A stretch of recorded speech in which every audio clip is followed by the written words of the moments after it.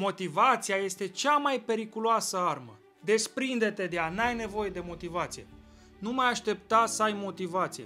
Și în momentul în care ai motivație, spune, eu n-am nevoie de tine. Pleacă de aici, pleacă de aici, n-am nevoie de tine. Motivația te ridică și te doboară.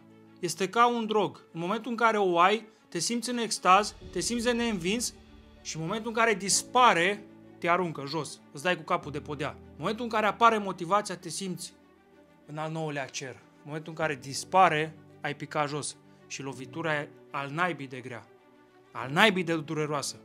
Așadar, desprinde-te de motivație, nu mai aștepta motivație. Focus pe perseverență. Dragilor, acel campion olimpic care aleargă, voi credeți că el se oprește din alergat pentru că nu-și găsește motivația? Nu, acel campion este perseverent și mai face o tură și încă o tură și încă o tură prin perseverență, nu din motivație. Nu-ți trebuie ție motivație să aștepți. Azi nu fac nimic că nu sunt motivat. Deci, ia-o logic. Vezi cât de toxică e această motivație. Este, între ghilimele, cea mai toxică relație pe care o poți să o ai. Relația cu motivația. În momentul în care te simți motivat, spune, eu n-am nevoie de tine. Ești inutilă pentru mine. Refuză să accepti motivația. Pentru că dacă te bazezi doar pe ea, nu o să ai succes în niciun domeniu. Focus pe perseverență. În momentul în care te duci la job dimineața, tu nu zici, hai ce motivată să merg la job, ce motivată să mă trezesc la ora 7 să merg la job. Nu. O faci din perseverență. O faci pentru că trebuie. Da? Și ai făcut-o azi, ai făcut-o mâine, ai făcut-o 10 ani și uite așa ajungi să fii promovat la job sau să creezi o afacere de succes și să ajungi să evoluezi. Dacă te-ai folosit de motivație în momentul în care mergi la job, ai fi praf. N-ai evoluat deloc. Focus pe perseverență. Perseverența este cea mai puternică armă. Un om care este perseverent este mult mai bun decât unul care este talentat. Perseverența bate talentul. Perseverența bate motivația. Perseverența îți rezolvă peste 90% din toate problemele pe care le ai. Ai probleme cu greutatea, fii perseverent, vei reuși. Ai probleme cu partea financiară, fii perseverent, educă-te, vei reuși.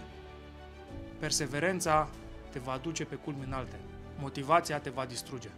Oamenii slabi caută mereu să aibă motivație. Oamenii puternici sunt perseverenți. Și o să spun un secret. Un om este motivat, în medie, 20-30 de zile pe an. Motivația vine și pleacă. Vine când are ea chef.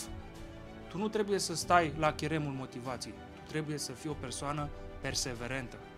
Marele Cristiano Ronaldo a ajuns sus pentru că a fost perseverent. Voi credeți că acest jucător, în momentul în care pierdea în El Clasico cu Barcelona, el era motivat? Nu, era perseverent. Sau în momentul în care alerga pe teren 20, 30, 50 de ture, el era motivat să alerge? Nu, trebuia să o facă, făcea parte din planul lui, era perseverent. Și așa este și acum. Perseverența este cea mai puternică armă. Oamenii care reușesc sunt mereu perseverenți. Oamenii care nu reușesc așteaptă să vină cineva din exterior să-i motiveze.